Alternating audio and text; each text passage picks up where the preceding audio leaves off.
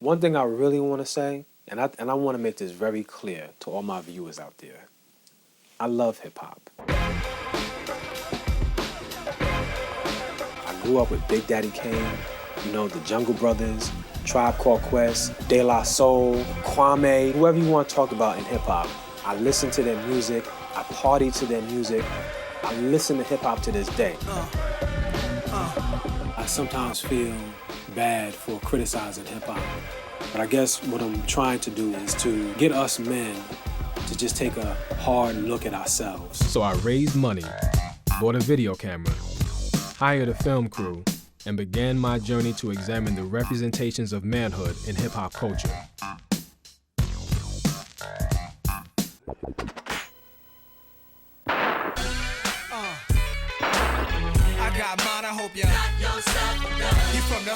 Some of the young people in hip-hop are focusing in on the very deployment of the gun as the paraphernalia of masculinity, as the very symbol of what it means to be a real man. Violent masculinity is at the heart of American identity. If you're a young man growing up in this culture and the culture is telling you that being a man means being powerful, being dominant, being in control, having the respect of your peers, but you don't have a lot of real power, well, one thing that you do have access to is your body and your ability to present yourself, you know, physically as somebody who's worthy of respect. And I think that's one of the things that accounts for a lot of the hypermasculine posturing by a lot of young men of color and a lot of working class white guys as well. You talk about killing brothers like it ain't nothing. You know what I'm saying? And not just you, but a lot of brothers, you know what I'm saying? Do you watch movies?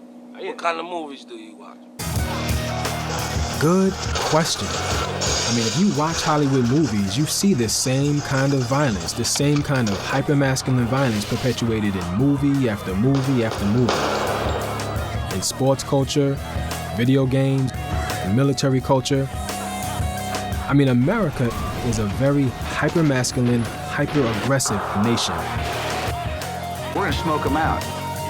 So it stands to reason that a rapper like 50 Cent can be commercially viable in a nation that supports a culture of violence. New at 10, a controversy surrounding rap artist Nelly led to an emotional meeting at Spelman College tonight. The discussion focused on hip-hop videos and how they portray women. I said it must be ass, 'cause it ain't your face. I need a tiptoe. In the video, Nelly is seen swiping his credit card down a woman's backside. This man is so important and so powerful. And these women, conversely, are so dime a dozen, or I guess a dime for 2 dozen, you know, if there's 24 women standing around, that they don't matter. They're just eye candy. They're worthless. You have any problem with like rappers calling women bitches and hoes and stuff like that? Nah, cause tell you the truth, some of them is bitches, see? It's not really directed towards you personally. It's just what they saying, sex sells. I think a bitch is a bitch. It's funny when I hear women say, when these rappers are calling, you know, women bitches and hoes, they're not talking about me. It's like, yo, they are talking about you.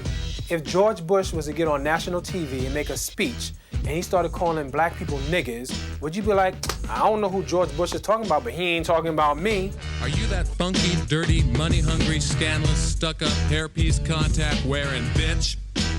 Yep, you probably are.